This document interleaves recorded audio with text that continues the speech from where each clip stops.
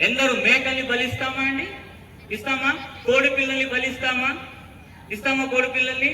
అమ్మవారికో ఏదో ఒక దేవుడికి బలిస్తాం, తప్పులేదు, అది సంస్కారం, సరే పర్లేదు. కానీ పులిని బలిస్తాం అన్న వాళ్ళు చేతులేపండి. పులిని బలిస్తాం మేము. ఏనుగును బలిస్తాం మేమన్న వాళ్ళ చేతులేపండి. ఏనుగును బలిస్తాం. అచ్చా ఠీకే. గుర్రాన్ని బలిస్తాం అన్న వాళ్ళ చేతులేపండి. ఇదే శ్లోకంలో ఉంది. అశ్వం నైవ గజం నైవ, అశ్వం నైవ గజం నైవ వ్యాఘ్రం నైవచ నైవచ. గుర్రాన్ని గాని ఏనుగును గాని పెద్ద పులిని గాని ఎవడు బలి ఇవ్వడు.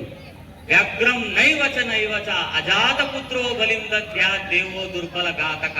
చివరికి దేవుళ్ళు కూడా బలహీనుల్నే బలి కొడతాయి. గుర్తుపెట్టుకోండి. ఏ తల్లి అయితే టీవీ సీరియల్ చూసి ఆ చిన్న పిల్లవాడిని బలహీనులుగా తయారు చేస్తుందో, బలహీనటువంటి బాలకులుగా తయారు చేస్తుందో,